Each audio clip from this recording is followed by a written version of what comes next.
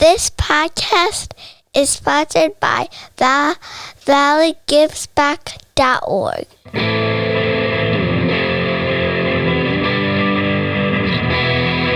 For hundreds of years we brought you the news. Printed the info, we gave you the clues. Hello.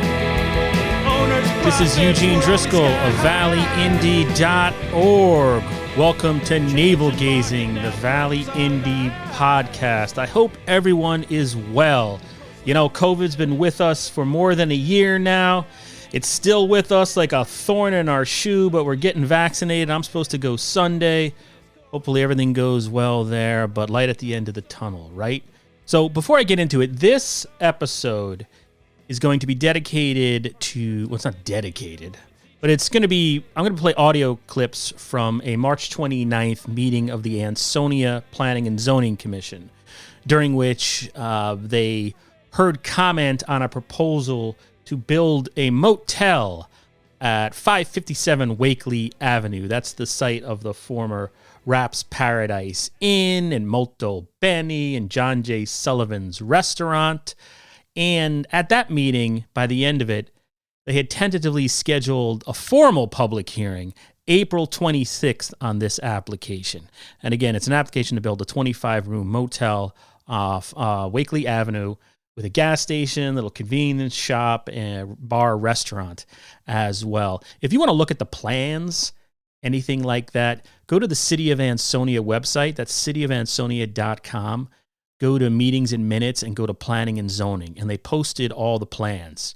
They're labeled 32921, and you can see a bunch of it. You might have to click a couple, but anyway, I encourage you to do that. So before I get to the clips, now this wasn't a formal public hearing. What happened was the P&Z was scheduled to just accept this application and I guess go over it a little with one of the developer's representatives, who is Dominic Thomas, a prominent land use lawyer here in the Naugatuck Valley. But word of this motel got out. It's been sort of circulating on social media.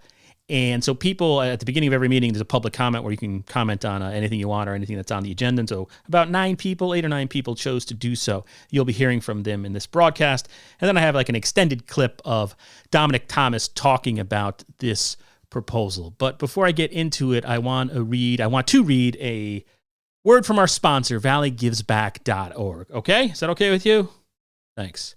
While giving back is always in season, now is a great time to plan your gift. Name a Valley nonprofit in your estate plan. Create a legacy that tells future generations what matter to you. With a planned gift, you have the power to impact the Valley forever without affecting your current lifestyle.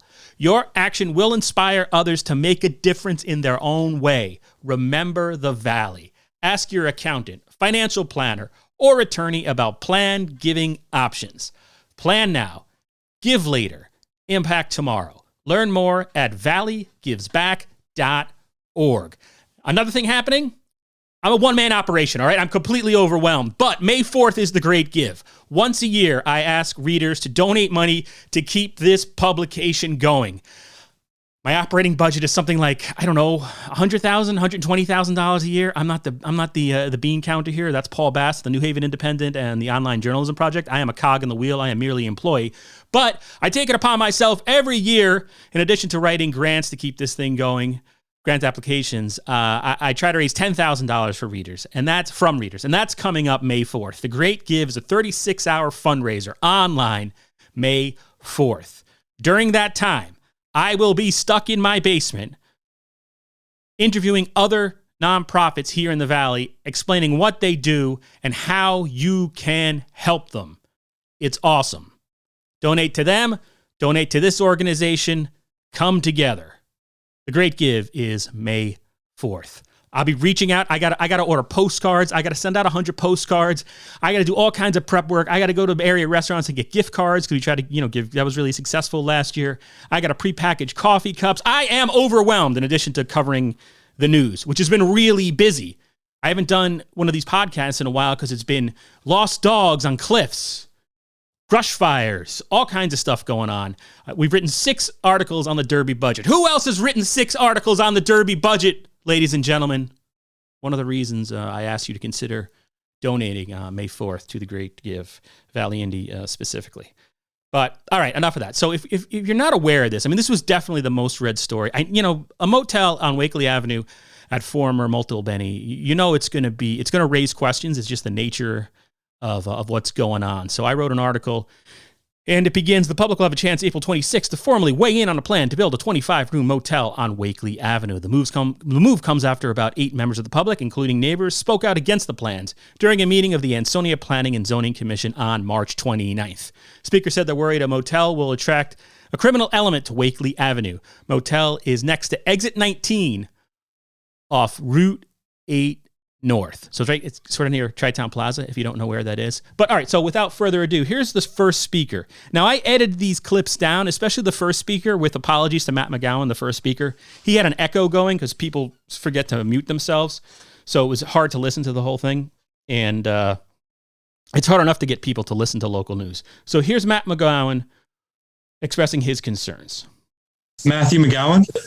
So I'm here to talk tonight about the proposed, I'm here to voice my objections against the proposed motel. First, I would like to say that I'm all for proposed developments that would help improve the quality of life for all residents of Ansonia. Now, that echo isn't a thing throughout all the speakers, just the first one. Stanny Food, like Stanny Dairy, food trucks, and co-eatery. The proposed Petco by the mayor would have been great, and so much more. But this proposal is not like one of those. Is not like one of those. There's a plethora of reasons as to why this is not a good fit for Ansonia, but I'm not going to get into all of those. The main reason, the reason I will be focusing on tonight is the greatly increased risk of sex trafficking and prostitution these kinds of highway motels bring to the cities and towns across the nation. There are a ton of studies on the correlation of prostitution and sex trafficking and the location of motels in the vicinity of highways and major routes. Like the one here, like how close this one is to Route 8 versus how close it is to Route 34 versus how close it is to Route 68, and so on and so forth. It's pretty close to a lot of routes. And just jumping in real quickly, one thing that hasn't come out, but the owner or the business family man proposing this motel off Wakelee Avenue in Ansonia also owns the Big Apple Motel up in Waterbury, which has been subject to, I'm not going to get into the whole controversy there. I will tell you, go to valleyindy.org. If it's not there, if you're reading this 6 months from now, search neighbors oppose plans for motel on Wakelee Avenue in Ansonia. Goes into all the stats, all the backstories, all the previous stories, all the op-eds that have been written talking about Big Apple Motel in Waterbury. Please read before commenting. Back to Matt McGowan. One such study can be found in the Journal of Criminal Justice, where the author did actually did a study on prostitution and sex trafficking crimes related to the city of Austin, Texas. 30% of all 30% of all. Sorry about that. 30% of all reports from the year of 2013 to 2015 came from just 4% of the whole city. This area being a cluster of cheap motels found along Highway 35, on a part of Highway 35 that intersects a number of local routes. No other part of the city had this density of reported sex trafficking or prostitution. Okay, so that was Matt McGowan. Again, apologies for whoever didn't mute themselves, and so you get that echo effect going on there. The rest of the podcast will not have that. But basically, you can hear Matt's raising concerns about potential increase in crime that could happen if a motel was allowed. In the interest of fairness, Dominic Thomas, the representative, the lawyer for the applicant, said, look, you can't just paint a broad brush and say a motel automatically equals crime, especially when you're talking about one 25-room motel in an area and community and demographics that's slightly different than the other ones being cited. It's not a cluster of motels you're talking about here. And again, I'm not taking a side. I'm not MSNBC or CNN. I'm just stating the facts, ma'am. Okay, I think next is Brian Perkins. Hi, my name is Brian Perkins. Okay, Brian, go ahead. It was Brian Perkins. I cut people's addresses out of here because, you give your address when you speak at these town meetings, but I don't know. Do people want that in a podcast? I'm not so sure. I live on Hawthorne Avenue, though, in Derby. I also want to speak about the motel issues that's proposed tonight, in regards to what Matt spoke about already, and also in regards to Ansonia as a whole and the demographic that it could be bringing in to Ansonia, being right off the highway. And there are many studies, like Matt said, that show cheap motels, highways, and poverty rates facilitate sex trafficking. But we can go a step above that as well into drug trafficking. Just a week ago, there was actually a news report that just broke. There was a fentanyl factory in a Milford Motel, excuse me.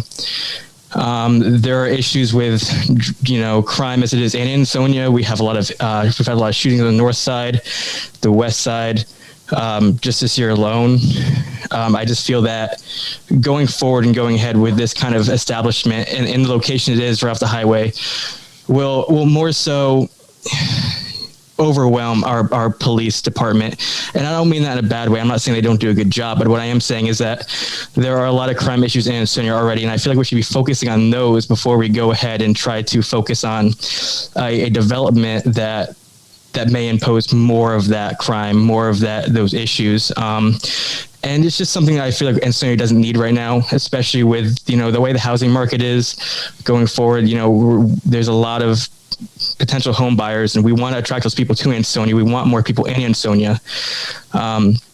So just going that way, I feel that with this kind of development going in, there's going to be people who get off the highway going down Wakelee. Wakelee is a main street in Ansonia, and they're going to see this development and wonder, is this where I want to bring my kids? Is this a safe area? This, that, and the third. And I just don't feel like that's a good image for Ansonia. And I also want on the record to show that I am by no means against development in Ansonia. I am by no means against really, renovating areas and re-energizing the city. But I feel like we need to do that in a way that's, number one, responsible, and number two, safe. And I just feel like those are the issues that we really need to think about moving forward with this project, making sure that we are making the right decisions for what we want to put in the city. Thank you.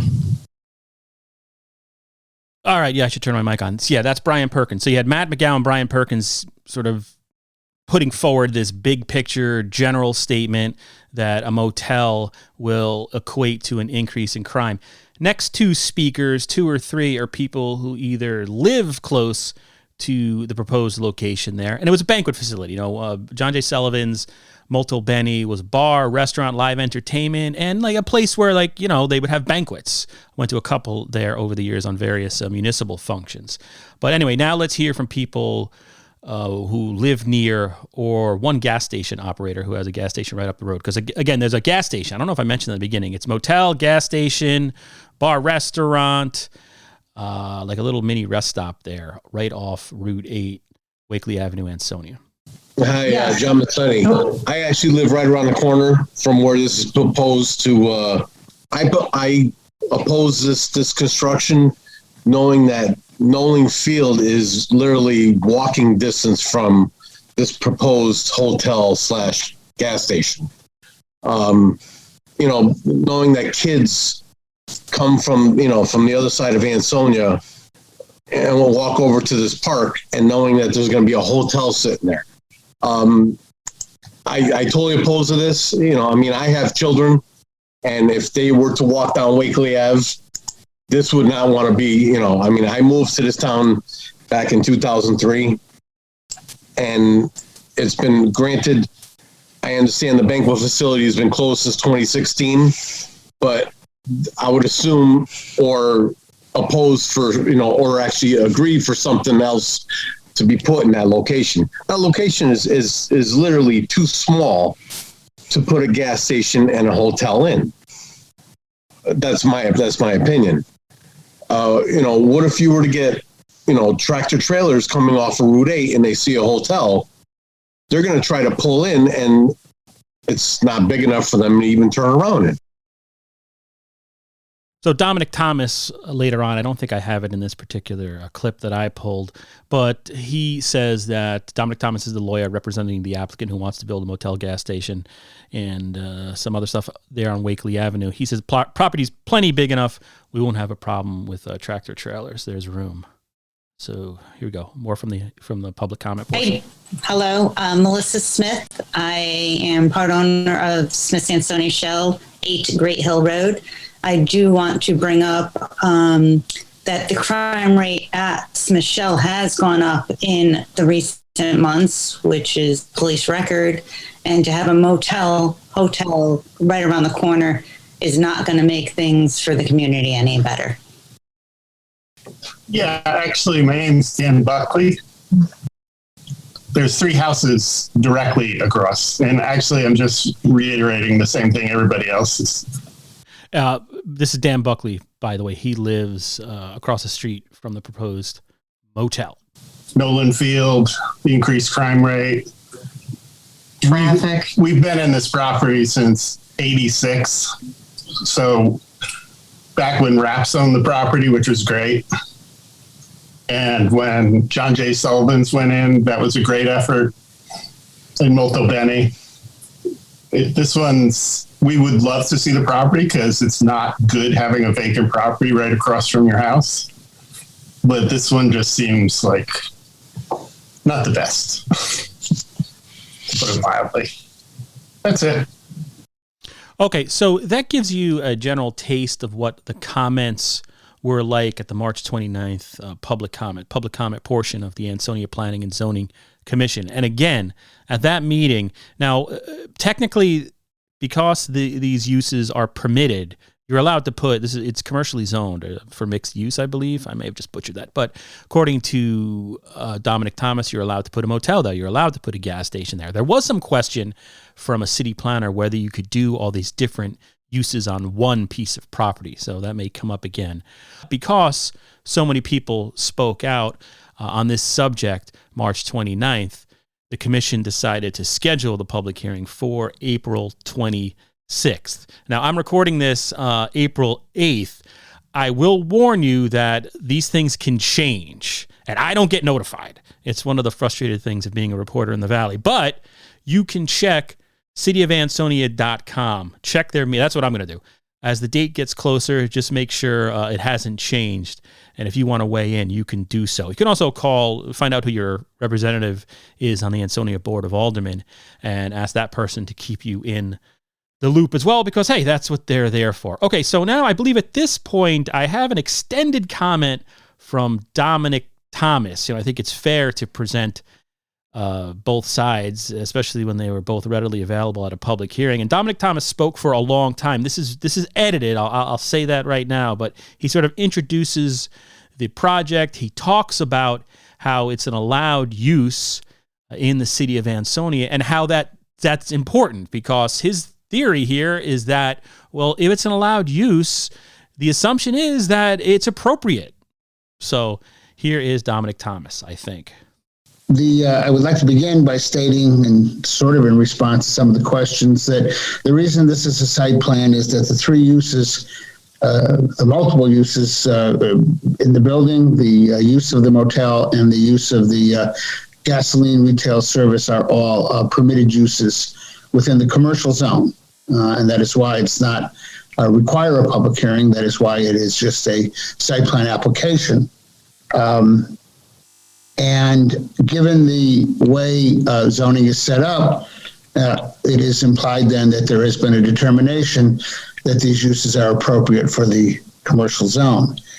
And this property being part of the commercial zone, having been rezoned, I think, several years ago.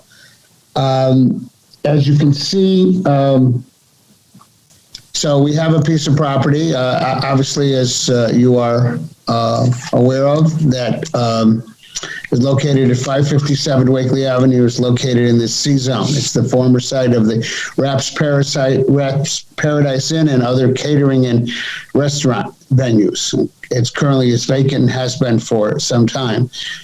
The property is 77,000 plus square feet and has a 10,510 square foot building on the site.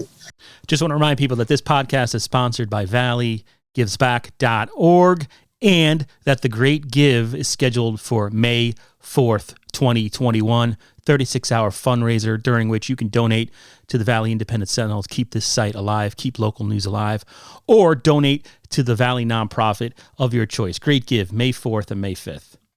And the area is mixed use with residential, commercial, especially on the other side of Route 8, sports complexes, and the Nolan Field complex. The maximum number of employees on the site at any one time would be approximately 17. We've broken them down.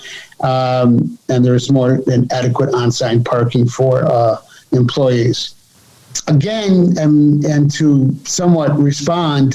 And again, all right, so that was an overview, a general overview of this project. And he read from the site plan statement. I might have that wrong, or the statement of use, I'm sorry, that's available on the cityofansonia.com website if you want to research that yourself. But then I had skipped forward and then sort of cut a clip where he talks about this notion that it could increase crime and some of the concerns that were brought up repeatedly by residents of Ansonia about this application. So let me kick it back a second. You can hear the end of his, and I'll do it right here. And here's Dominic Thomas again, reacting. Again, and to somewhat respond, it is difficult to respond when the objections are that all motels are sex trafficking locations. And while I'm sure there are a lot of areas, it was pointed out, like the Berlin Turnpike, especially in the past, where these issues have been, you are not looking at a situation here where you are, first of all, you're looking at a permitted use. And second of all, you're looking at a situation that is not in a area where there are multiple motels. As a matter of fact, the closest hospitality to this going south is in the Route 8 corridor. And those are more substantially large hotels. And pre-COVID, there was a proposal for at least one, if not two more. And as soon as we come out of COVID, there will be, because there's a lack of those type of rooms within the area for people traveling to the area. Now, this site, isn't suitable for a large hotel. The proposal is for a small motel. And it provides a type of, just as in hotels, a type of hospitality that does not really exist in this area for people looking for it. So when you go from Shelton, if you're looking at marketing and that nature, when you go from Shelton to Waterbury, and if you stop and think for a minute that somebody traveling along that route, if they were not going to stay in Shelton, or as has happened many times before, since I do quite a bit of land use in Shelton, all you need is an event at the rinks, the sports center, or anything like that, and the hotels fill up, and people have a tendency to go down towards Milford and other places to try to find rooms. All right, so Dominic Thomas saying in general that this type of use, hospitality in general, is needed in the lower Naugatuck Valley because you only have hotels or motels locally on Bridgeport Avenue in Shelton. Otherwise, you have to go up to Waterbury or over to Milford. Now, I should also point out that some of the neighbors who had spoke earlier said that since there's hotels and motels on Bridgeport Avenue, why is this needed? Now, here's some more of Dominic Thomas, because at one point he addresses directly some of the opposition. I don't know if it's in this short clip or one right after it, but here we go. Well, this person my client is not proposing building a full hotel, but he's proposing a form of hospitality that is permitted under your zoning regulations. and that hospitality is attached to a building that he's proposing that would potentially look a little bit more, other than the fact that there is going to be a restaurant and there is going to be the ability to obtain a drink, because there's no, this is not walkable to downtown. It's also going to be an area where people can sit and eat. It's also going to be an area for retail. So it has, as I mentioned in my statement of use, a look and a feel more of a rest stop. But there's something else that people have to remember that. Okay, so now when he ended with the word rest stop, then I had skipped ahead. So now he's talking about the context of this. He was talking about economic development and what is needed for a successful economic redevelopment project and things like that in general. So just so there's two different thoughts going on here. There was the rest stop, and then this is a completely other thought that's starting. But there's something else that people have to remember, that a lot of apartments and the people coming into those apartments need two things. A lot of times they need storage. They don't have it there. But when they have events, I'm sorry, what he's talking about here is that Ansonia is building apartments downtown. There's a bunch of proposals to build well, actually, there are more than proposals. They're slowly getting started at on both sides of Main Street there, right in the area of City Hall. And Thomas is talking about how that's been welcomed by the city of Ansonia as positive economic development. And he's saying, well, this is connected. This is also positive economic development. And here, the people are going to need if they have guests over, if they can't stay in their apartment or their townhouse or condo or what have you in downtown Ansonia, well, here's a nice convenient spot for them to stay up the road on Wakelee Avenue. Again, that's my interpretation of what he's saying. Don't write me a letter saying, I'm pro or anti Motel. All right? Back to Dominic. But there's something else that people have to remember, that a lot of apartments and the people coming into those apartments need two things. A lot of times they need storage. They don't have it there. But when they have events, when they have birthdays, when they have weddings, when they have everything, they can't put the people up in their apartments. So the people need hospitality. Ansonia has no hospitality. This is a small version of it, but it is something that I think it is very unfortunate that people have had predeterminations. Certainly anybody can research the internet and come up with incidences, but this is not. Ansonia and this area is not the Berlin Turnpike. But you have to create sometimes you have to create something that diverges from reality in order to oppose it. Okay, so yeah, those are all my clips from the March 29th Ansonia Planning and Zoning Commission meeting. Again, they accept the application. It's being reviewed by staff who will come back at the next meeting later this month. It's now April. So the commissioners will have additional questions, staff members, and that means staff means like their engineer. I don't know if Ansonia has a consulting engineer like Derby. I'm not really sure, but fire marshal gets to weigh in on it. The police in terms of traffic, I think the local traffic authority gets to say. But most importantly is the public will have a chance to weigh in a formal public hearing. That means basically a formal public hearing means it's attached to this particular application. If it winds up in court, the transcript gets submitted word for word, verbatim. So that's supposed to happen, last I heard, April 26th. I don't have, I guess it was 6 p.m. Thursday, April 26th. But again, please, because the date can change, please check the Ansonia City website calendar for more. And hey, if you're listening to this, feel free to write a letter, comment on Valley Indy Facebook, or under this podcast if you're reading it or listening to it on valleyindy.org. Let me know what you think. But again, I want to thank valleygivesback.org for sponsoring this podcast for a long time now. It's very much appreciated. I'm happy to bring this type of news reporting in addition to traditional text-based and photos and videos to do something like this podcast where we can revisit an issue. And hey, you can check my article that I wrote last week to see if I did anybody dirty, because this is primary source material. But last but not least, please, great give May 4th and May 5th. I want to raise $10,000 for this publication to keep it going.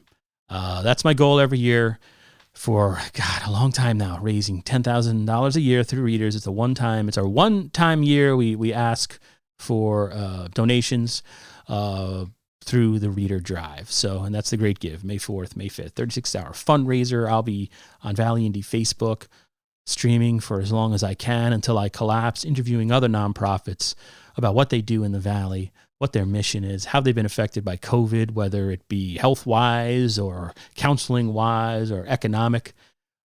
It'll be a good discussion. I'm really looking forward to it. And thank you so much for listening. Here are the Bad Slugs to play us out.